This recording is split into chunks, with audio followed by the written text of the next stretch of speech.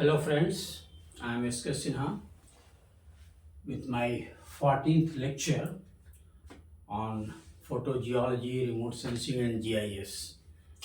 And this is overall 36th educational video relating to different aspects of geology. So today we will discuss aerial photo and image interpretation. And this topic, aerial photo and image interpretation, will be covered in 3 to 4 parts. So today, part 1 of this aerial photo and image interpretation will be discussed. So first of all, aerial photo or satellite images, they contain variety of information of the earth's surface. They portray different features of the earth, and aerial photo interpretation, it is the technique or it is the art of examining the photo and aerial photo and satellite images in order to ascertain, in order to interpret the features. ये कौन सा feature है, feature identification. तो ये photo aerial photo and image interpretation में what we do, we try to interpret the features and related to its significance. So it is a very skilled task, aerial photo and image interpretation, and there are certain elements which are used in the interpretation. So virtually there are three types of interpretation technique. First is recognition elements, second one is geotechnical elements, and finally, on the basis of these two elements, recognition elements and geotechnical elements, we synthesize the evidences. So that is convergence of evidences in order to arrive at certain conclusion regarding the features available or present on the earth surface. तो recognition element है क्या? What is recognition element? तो recognition element वैसे elements को हम कहते हैं जिसमें कि एरियल फोटो या सैटेलाइट इमेज का जो कैरेक्टरिस्टिक है, कैरेक्टरिस्टिक नो डाउट जो अर्थ के फीचर्स हैं, उसके जो इमेज हैं, उसके कारण जो कैरेक्टरिस्टिक डेवलप होते हैं on the aerial photo and image, उसको हम कहेंगे recognition elements. So basically there are 7 types of recognition elements. First is tone, or it is also known as color, texture, shape of the object, size of the object, shadow cast by the object, then association is another element, and pattern. So these are 7 important recognition elements. Similarly, we will discuss in the next video geotechnical element. तो geotechnical element क्या है? Geotechnical element अर्थ के feature को हम study करेंगे. तो अर्थ का feature जैसे लैंडफॉर्म हो सकता है, डिफरेंट लैंडफॉर्म्स, उसको आइडेंटिफाई करके उसका जो सिग्निफिकेंस है, ये किस तरह का रॉक टाइप हो सकता है, किस तरह के स्ट्रक्चर्स वहाँ हो सकते हैं. तो जियोटेक्निकल एलिमेंट में हम लोग लैंडफॉर्म को स्टडी करते हैं. We study different type of drainage pattern, drainage study करते हैं, वेजिटेशन का एनालिसिस करते हैं. So these are geotechnical elements. And recognition elements जो कि 7 है यहाँ पे, tone, texture, shape, size, shadow, association and pattern. और फिर जो जियोटेक्निकल एलिमेंट्स हैं उसको कंबाइन करके then we arrive at final conclusion regarding the recognition of any elements, any feature of the surface of the earth. इसका मतलब ये हुआ कि कोई एक पर्टिकुलर फीचर को लेकर के, कोई एक पर्टिकुलर पैरामीटर को लेकर के, या कोई एक पर्टिकुलर एलिमेंट को लेकर के final conclusion, it will be very obviously misleading. So first of all, we will discuss this recognition element. So first is tone, which is also known as color. So tone refers to the color or relative brightness. तो ये क्या है? Colour है actually. मतलब जो aerial photo है या satellite के इमेज हैं, उसमें टोन कलर को ही हम लोग टोन कहते हैं। और यूजुअली ये जो टोन होते हैं ब्लैक एंड वाइट फोटो में हम लोग ज़्यादा इम्पॉर्टेंट है वो, तो इट रेफर्स टू कलर और रिलेटिव ब्राइटनेस। और in black and white photography all the colours of the objects are expressed in shades of grey. तो एक एंड पे वाइट है, दूसरे एंड पर ब्लैक है, and in between black and white there may be different shades of grey. तो tone generally black and white अगर photo है तो उसमें हम लोग ये जो कलर है या टोन है it is in the shades of different shades of grey. जैसे कुछ शेड्स हो सकते हैं, जैसे very light, light, very light grey, then ये लाइट हुआ, लाइट के बाद then this is light grey, medium grey, dark और very dark, like that. So different shades of grey में बी देयर। और ये जो है ये कई चीज पर डिपेंड करता है, ये जो टोन है ये कई चीज पर डिपेंड करता है। जो मेन चीज है that is reflectivity of the object. तो कोई भी ऑब्जेक्ट कितना लाइट को रिफ्लेक्ट करता है दैट डिफाइंस द टोन, कि उसका टोन क्या होगा। और ये जो रिफ्लेक्टिविटी जो है किसी भी ऑब्जेक्ट का, ये फर्दर किस चीज पर डिपेंड करेगा, it depends upon its colour. जो ऑब्जेक्ट का कलर है उसके ऊपर डिपेंड करेगा। Nature of the surface outcrop, किस तरह का सरफेस है, रफ है या स्मूथ है या मीडियम सरफेस है, तो इसके ऊपर डिपेंड करेगा। फिर उस सरफेस का क्या ओरिएंटेशन है with sun's angle at the time of photography, तो ये एक फैक्टर हो सकता है कि its orientation with respect to the sun's angle at the time of photography. तो फोटोग्राफी के टाइम पे उस ऑब्जेक्ट का क्या एंगुलर रिलेशन है, सन्स एंगल क्या है, उसके ऊपर डिपेंड करेगा इसका जो रिफ्लेक्टिविटी है। इसके बाद क्लाउड हो सकता है, एटमॉस्फेरिक क्लाउड हो सकता है, हेज हो सकता है इन द एटमॉस्फेयर, मॉइस्चर हो सकता है, moisture content in the rock and soil, इसके ऊपर डिपेंड करेगा इसकी रिफ्लेक्टिविटी। वेजिटल कवर है कि नहीं है, एब्सेंस और presence of vegetal cover, it may also be one of the factors. Then residual soil, जो आउटक्रॉप के ऊपर अगर रेसिडुअल सॉइल या वेदर मैंटल अगर है, तो इन सभी चीज़ों पर डिपेंड करता है ये टोन।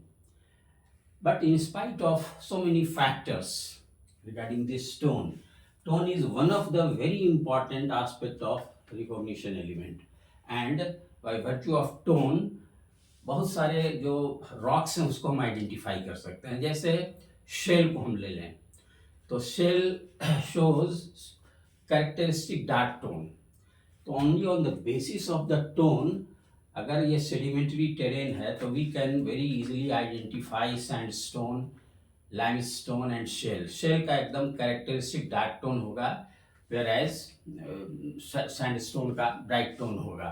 लाइमस्टोन में दूसरे फीचर्स क्रिस क्रॉस टेक्सचर, उसमें जो ये है टेक्सचर वो सब मिल सकता है। So this is all about tone. इसके बाद जो दूसरा रिकॉग्निशन एलिमेंट है दैट इज कॉल्ड टेक्सचर। तो टेक्सचर क्या है actually? Texture is the frequency of tonal changes.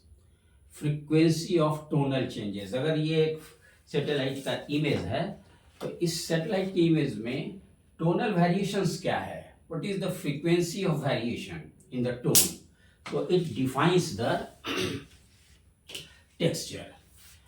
Texture को हम लोग कह सकते हैं कि ओवरऑल स्मूथनेस जो है इमेज का या फोटो का, ये टोन कहलाएगा।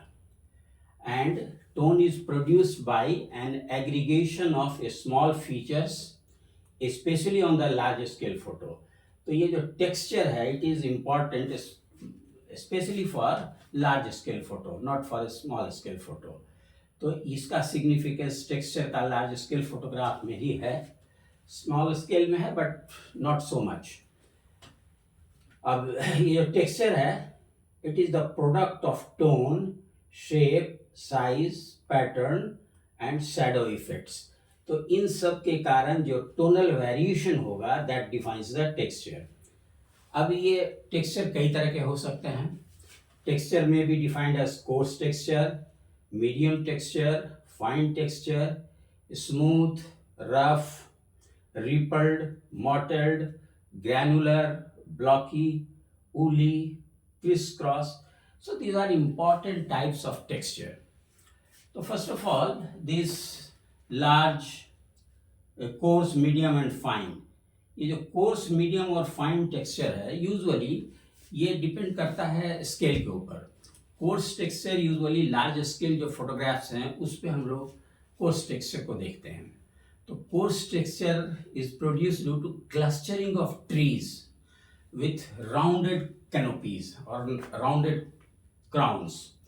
तो उस तरह का अगर है और लार्ज स्केल का फोटो है तो उसमें जो टेक्सचर डेवलप होगा characteristic that is called coarse texture. इसके बाद दूसरा है मीडियम टेक्सचर। तो मीडियम टेक्सचर जो है it is generally produce due to bushy vegetation and scattered trees. तो जहाँ पर बूशी वेजिटेशन है और ट्री स्कैटर्ड मिल रहा है तो वहाँ पर जो टेक्सचर डेवलप होता है वो कहलाता है मीडियम टेक्सचर। और नेचुरली ये मीडियम स्केल के जो फोटोग्राफ्स हैं उसमें ये टेक्सचर यूजुअली मिलता है।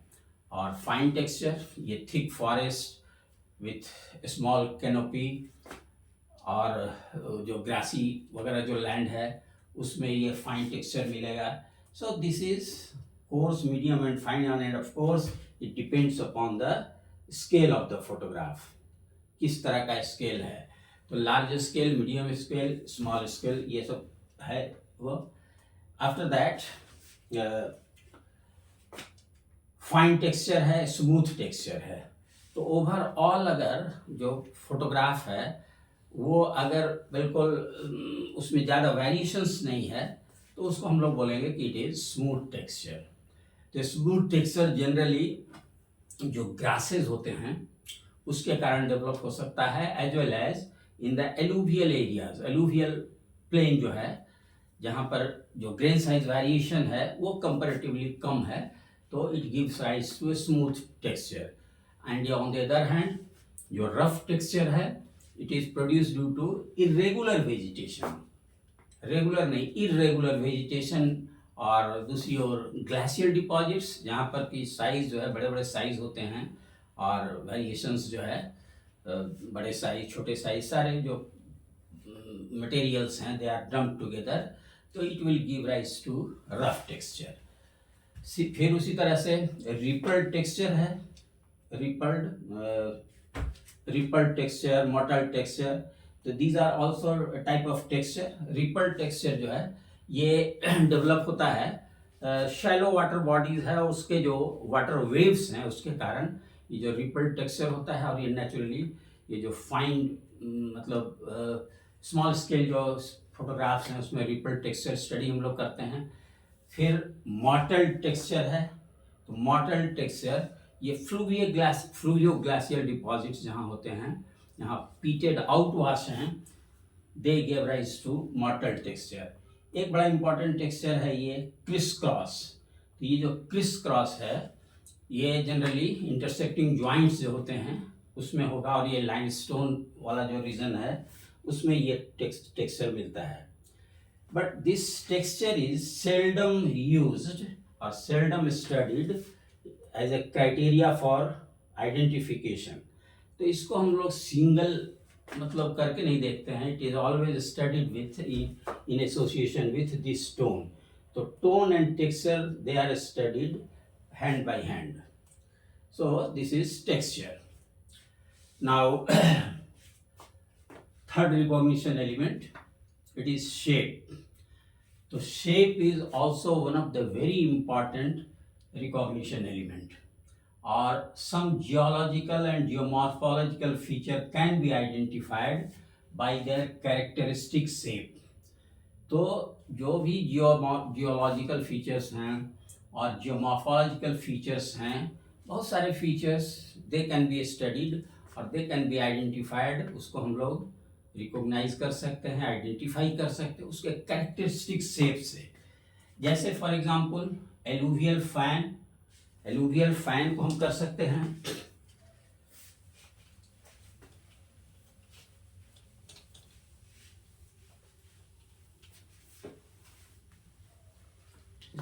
so alluvial fan is like this, like this, like this, like this. So these are the characteristic shape alluvial fan का. फिर उसी तरह से sand dune हो सकता है like this, one side is steep, another side gentle.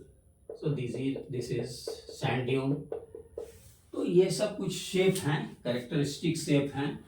Sand dune हो गया, वोल्केनिक कोन हो गया, क्रेटर हो गया, डोम्स, डाइक्स, डबली प्लंजिंग फोल्ड्स. तो इसको हम लोग शेप से आइडेंटिफाई कर सकते हैं. ये जो खासकर डबली प्लंजिंग फोल्ड्स है उसका एक कैरेक्टरिस्टिक पैटर्न होगा, आउटक्रॉप पैटर्न होगा. तो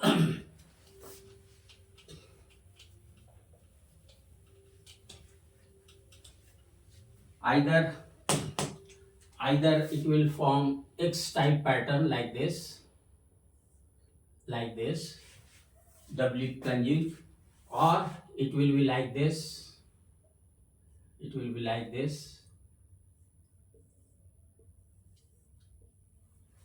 So these shapes can be very helpful in identifying doubly plunging fold. If there are series of plunging and non-plunging folds, so different type of characteristic. Non-plunging fold में क्या होगा? A series of ridges and valleys will be developed. So these are different shapes, characteristic shapes. Again, certain shapes are also recognized by, are produced by man-made features. So man-made features can also be identified by shape. So if there are certain features which are very geometrical in shape, it means it is man-made feature. Say for example, some house, so there must be some geometrical outline. So if it is photographed, so it will show certain either square or rectangle or L shape. So these are different shapes which can be helpful in image interpretation. But size, with shape and size, these again are very related. So without size, without ascertaining the size, shape can not be helpful. So the size of the object on the photograph must be considered taking the photographic scale into account. और size का अंदाजा कैसे लगेगा? Size का अंदाजा लगेगा तभी लगेगा जब हमको उसका स्केल पता हो. तो फोटो का स्केल अगर पता हो तो we can estimate the size. और बिना उसके अगर हमको स्केल नहीं पता है तो कंफ्यूजन हो सकता है. फॉर एग्जांपल जैसे एक डगवेल है, तो डगवेल का आउटक्रॉप कैसा आएगा? वाटर बॉडीज का डार्क आएगा. जैसे suppose stone, suppose there is a water body like this on the image. Now it may create confusion whether it is water body of a dugwell or it is a pond. So without knowing the scale, it is very difficult to know the size. क्या size है इस water body का. लेकिन अगर हमको scale पता हो तो we can say whether it is a dug well. अगर ये डायमीटर कम है तो डगवेल हो सकता है. अगर बहुत लार्ज डायमीटर है, suppose that diameter as per scale it is 100 metre, 200 metre, तो डेफिनेटली 100 मीटर 200 मीटर डगवेल नहीं हो सकता है. So dug well and ponds can be differentiated only when the size of the object is known, and size can be estimated by scale of the photograph.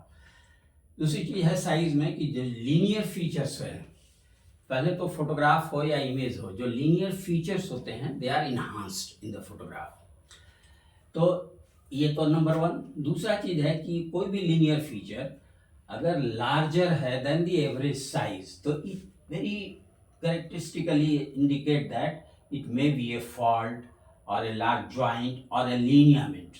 तो ये size के हिसाब से ये जो लीनियर फीचर्स हैं उसको हम लोग आइडेंटिफाई कर सकते हैं कि it may be a fault, it may be a large joint और it may be a lineament. Now the fourth recognition element, that is called shadow.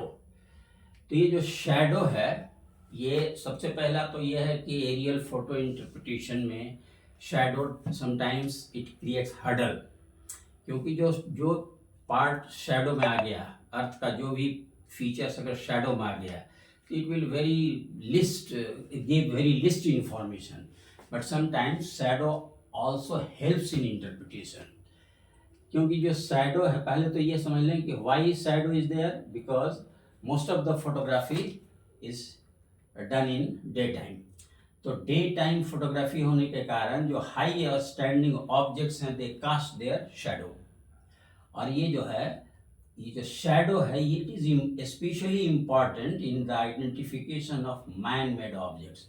Size का मैंने बताया था अभी कि मैन मेड फीचर्स है तो उसका एक साइज है, एक कैरेक्टरिस्टिक शेप है, तो शेप और साइज दोनों, तो एक कैरेक्टरिस्टिक शेप एंड साइज के साथ साथ शैडो भी जो है, जो मैन मेड फीचर्स हैं उसका शैडो भी बहुत कैरेक्टरिस्टिक शैडो आएगा.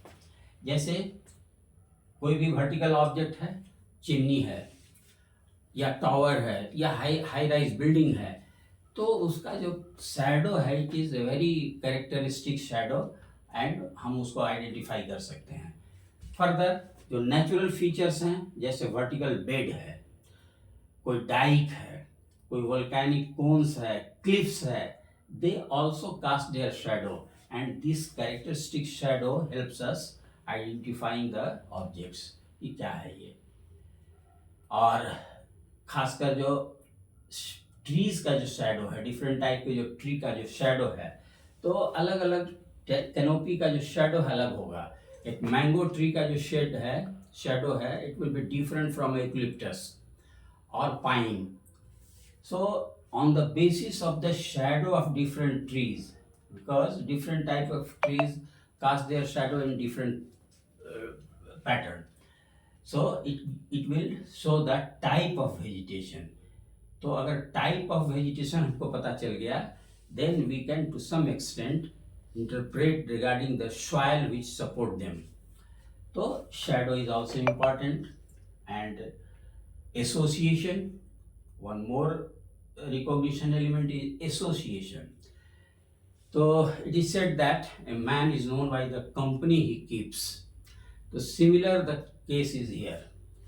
तो जिस तरह से किसी आदमी का जो कैरेक्टर है, स्वभाव है, उसकी कंपनी को देख करके पता लग सकता है. सिमिलरली जो नेचुरल एसोसिएशन है डिफरेंट अर्थ फीचर्स का, अर्थ ऑब्जेक्ट्स का, ये भी एसोसिएशन बहुत इम्पॉर्टेंट है. तो ये रिकॉग्निशन एलिमेंट एसोसिएशन है. जैसे फॉर एग्जाम्पल ग्लेशियल मोरेन हमको अगर मिल रहा है, कहीं डाउट है, suppose there is a deposit which may be it looks like a glacial moraine, तो you have to look for the another glacial features. Say for example kames, kettles, eskers. So these are important glacial features which may be associated with glacial moraine. But if the deposit appearing like glacial moraine, there is no came, no kettle, no iskar, that means it is not glacial moraine. Glacial deposit ये नहीं है. तो उसी तरह से जैसे alluvial landform है, if I identify if you identify glacial landform, तो जो alluvial landform,